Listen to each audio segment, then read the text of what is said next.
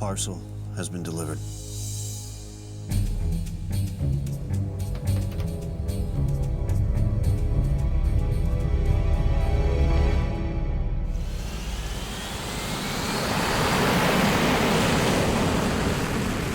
The situation in the Middle East escalated dramatically this morning as U.S. fighter bombers and cruise missiles struck at military targets inside Iraq. The U.S. State Department released classified satellite photos which it claims show Iraqi forces attacking across the border of neighboring Andabia, a longtime U.S. ally and the region's major oil producer. Iraq condemned the attack and threatened an immediate response aimed at, quote, the heart of the Western devil, unquote. Now, what the statement portends is not yet clear, but it must be taken seriously in light of this morning's hostilities. This is Charles White, reporting live from the Gulf of Iraq.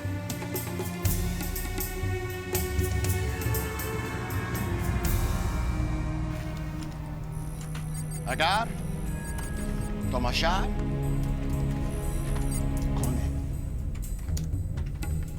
Hamashis, Kuvas. Biben.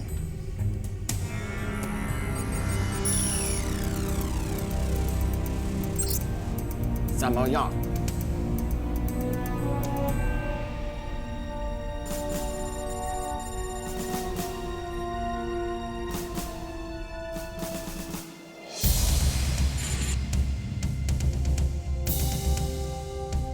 Video conference, sync set, screen 2.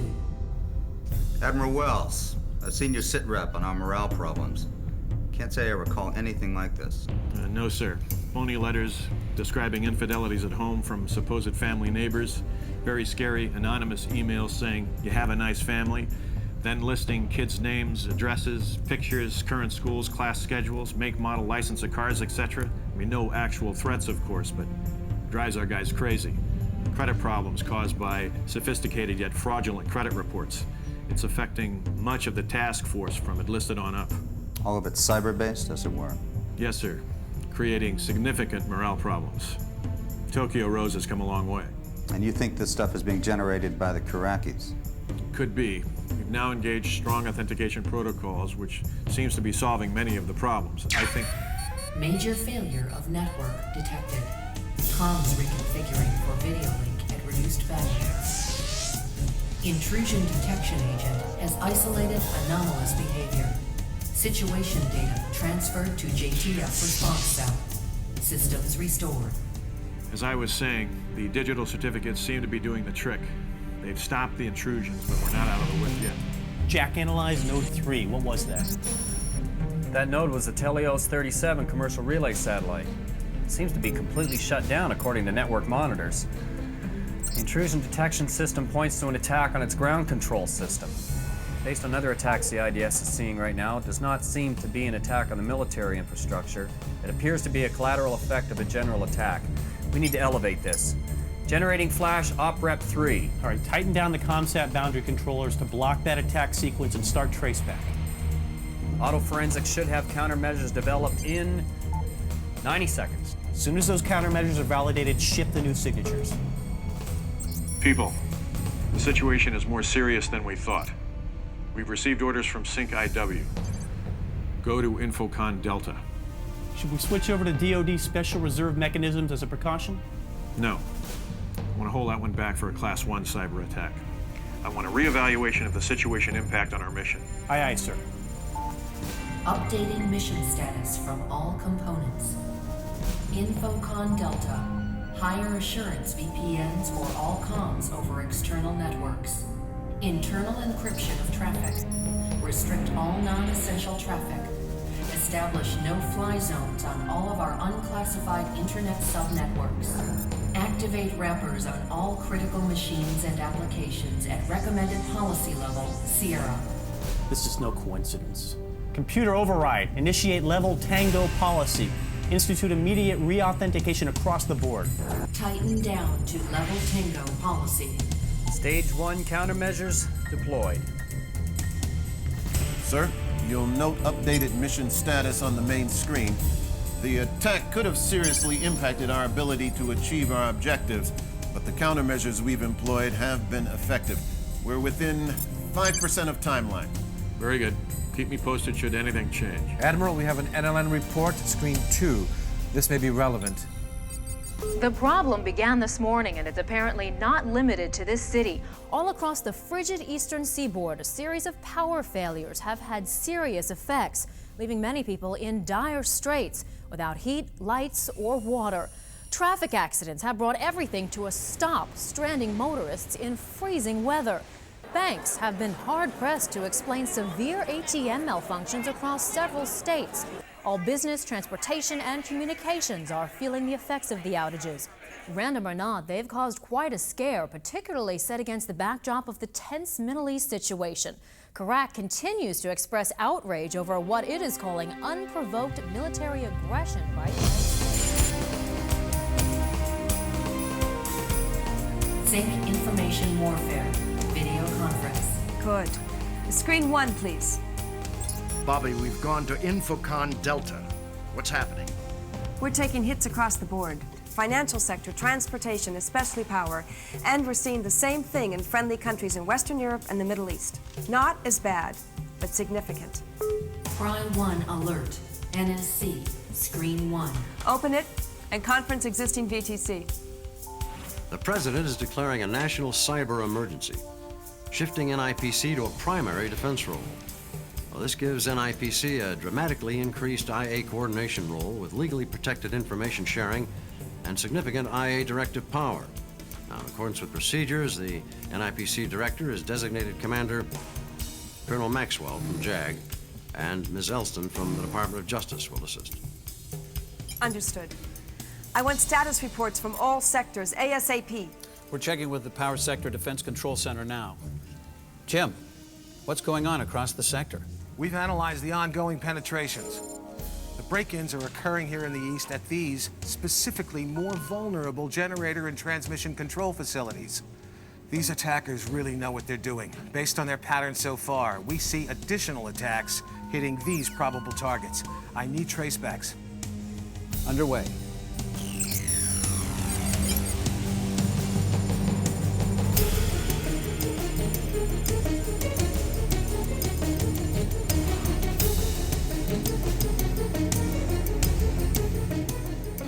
We have a 96% probability on the next target based on what they've done so far and a hypothesized objective of collapsing the East Coast power grid.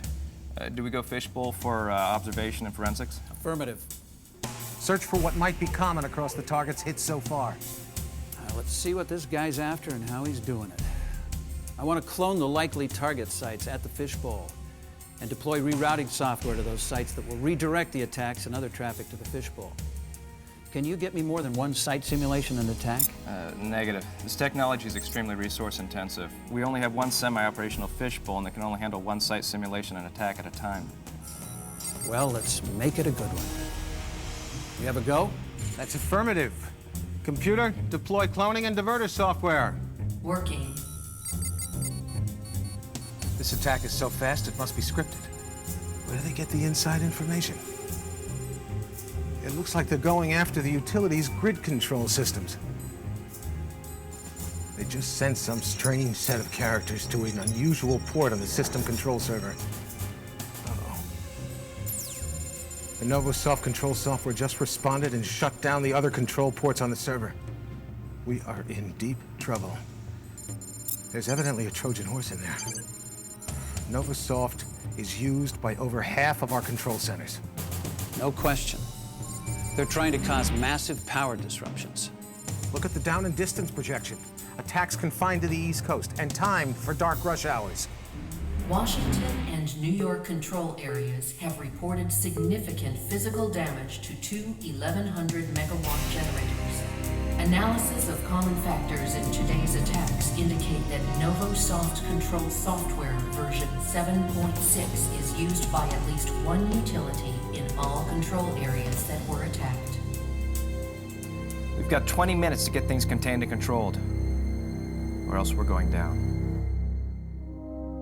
Given projected rate of intrusions and current demand patterns, cascading failure will begin at approximately 1630. East Coast islandization pattern is not predictable. Computer, Order all security coordinator regions and their control areas to isolate immediately any attack subcontrol areas. Then start shutting down any and all Novosoft control systems in their areas, beginning with version 7.6. Use any available backup control systems. Then analyze high, medium, and low preemptive islandization COAs in light of those actions and timelines. Preliminary reports indicate that switching to backup control systems will take a minimum of 2 hours.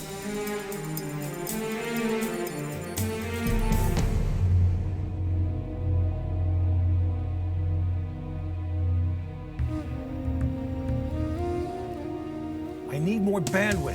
You've got to get ahead of these guys.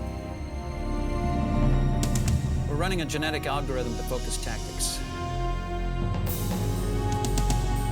It looks like the reflexive response capabilities seem to be buying us more time. Recommended COA, medium option. Man, I don't like that projected casualty range. I'm overriding. Recommended low preemptive islandization COA based on cost-benefit assessment. I concur. Implementing. Sir, we've detected new attacks. They look to be primarily on the West Coast. Different mechanisms. Time bombs, Trojan horses, insiders. Wicked stuff. Abort implementation. Reanalyze COAs. Working. We've got to go with the high COA. We'll take some serious casualties. There'll be traffic fatalities, medical emergencies. It'll get worse as these cities go dark and the temperatures dip even lower. But this current model says we don't have any choice. Agree. Implementing COA high.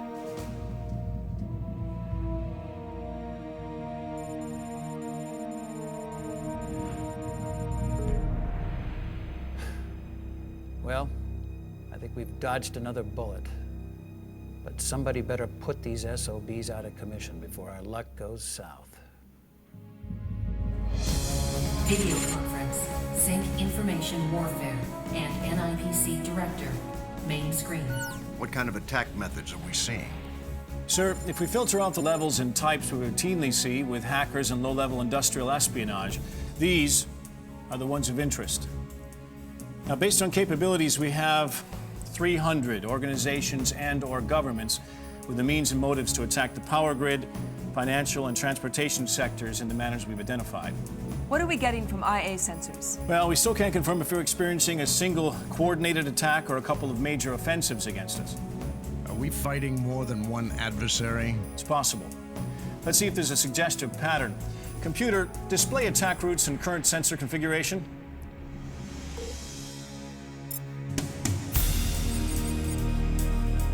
Sir, I recommend activating probes through all level 1 and 2 systems and foreign networks. There's a hole here. We'll need to deploy Class 3 sensors to disambiguate in this area. I agree. Do it. Action denied. Standing authorization for transit is Class 2. Ma'am, recommending deploying Class 2 now to get partial info. Okay. Apparently that part of the network is a coalition ally. I'll request NCA authorization to use Class 3. Very good. I want to maintain intensive software integrity checks across the board. No surprises here. We're down to 130 likely adversaries. 92. 57. Holding. 57. What else can we do to narrow the list? I'm running an intrusion anomaly report correlation.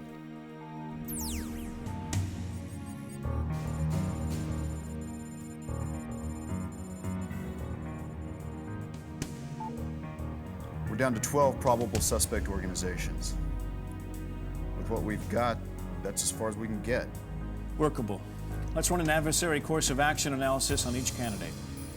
Here we go. Let's play a little chess.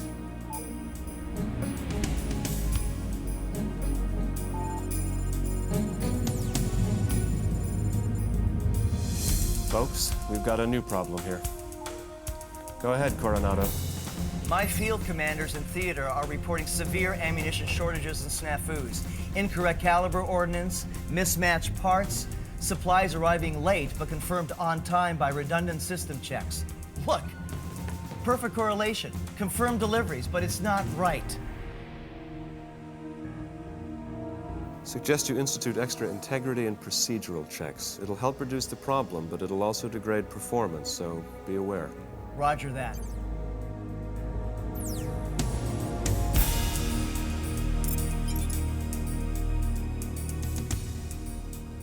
I think we've got a common failure point. Look at that application. Run the malicious code detection suite with database corruption checking.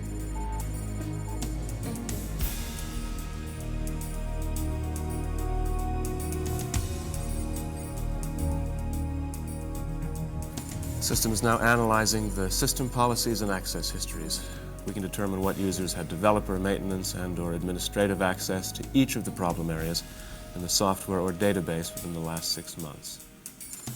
Here we go, the folks with access.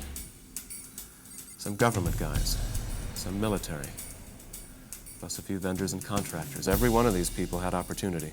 Well, let's see if there's anything fishy about any of them. Computer, get me the FBI, Departments of Justice, and Treasury online. We've completed checks on our suspects. Most check out to be legitimate. There are 7 still unexplained, some with suspect political leanings and a few with questionable bank accounts. I've got a simultaneous translation. Main screen, Interpol.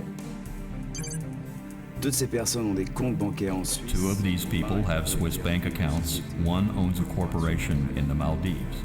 If we have more news, we'll pass it on. We checked out the 3 people with suspect political backgrounds. None are considered to be suspects in this case. We will, of course, keep you posted pending. We're down to 4. And one of them appears to be unrelated to any of the 12 suspected terrorist groups. Just a crooked vendor who's about to go out of business. But the other 3 could be tied into one or more of the groups. Look. I'm running a program to match the malicious code we found with programming profile subsets for all 12 suspect organizations. Let's check them out. In detail. I want to know everything there is to know. Get some eyeballs on this now. Computer, generate sitrep to sync IW. Let's get these guys. Gentlemen, we believe we may have just pieced together the puzzle. The pattern of events indicates a conspiracy of coordinated cyber-terrorist activity. Our analysis has identified a pattern that is far from random. It is our assessment that a transnational collection of cyber-terrorists controlled and funded by Iraq is our culprit. That fits with our analysis of Iraqi objectives. Their goal is to split the coalition, undermine U.S. resolve, drive us out of the region. They know they can't beat us in a traditional military showdown. It looks like cyber terrorism is a major part of their strategy. Our analysis has led us to a corporation, which we believe is directing and coordinating these activities. Its name is Transnational Global Resources, and it's headquartered on the Iraqi-owned island of Tambora in the Gulf of Iraq. Now, here are the options we're looking at. We'll give you a full briefing at 1500 to take to the President. Sporadic blackouts across the US last night made for frustrating commutes on both coasts. Indeed, as many as 50 traffic fatalities have been blamed on the outages. No cause has been announced. On the international front, a global news network poll shows that American support for the coalition action against Iraq has dropped precipitously, possibly due to anxiety over the recent spate of cyber-related domestic problems. Diese dummen Amerikaner sind ja doch nicht so mächtig, wie sie glauben. Auf diesem Bildschirm stimmt auch was nicht. Funktioniert nicht. Absolut nicht. Auf diesem Bildschirm stimmt auch was nicht. Jack, per the President's authorization, we've commenced Operation Sandstorm. At 0930, we initiated an IW counterattack on the infrastructure of Transnational Global Resources and cyber targets of opportunity inside Iraq. Initial reports are encouraging. The Iraqi government has had enough. They've opened back-channel communications with the state. Apparently, they are shocked to discover that a cyber-terrorist organization has somehow been linked to them. Naturally, Iraq has given us their blessing to take them out.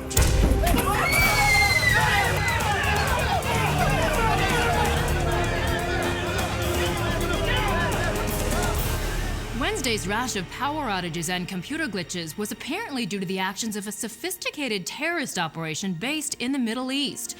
The U.S. military, working in concert with the NIPC, has destroyed the operation and captured its leaders. More as details become available.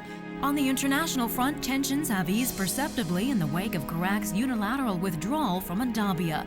The stock market is rebounding with a vengeance, and that's no surprise. Hey, boss, you want a hot stock tip? How's that? Iraqi pencils. Apparently they're in high demand right now. Seems they've been having some computer problems over the last few days. That's insider trading. Yes, sir. Confirming transition to Infocon Alpha. JTF on stand-down status. Lessons learned database updating and disseminating. Steady as she goes.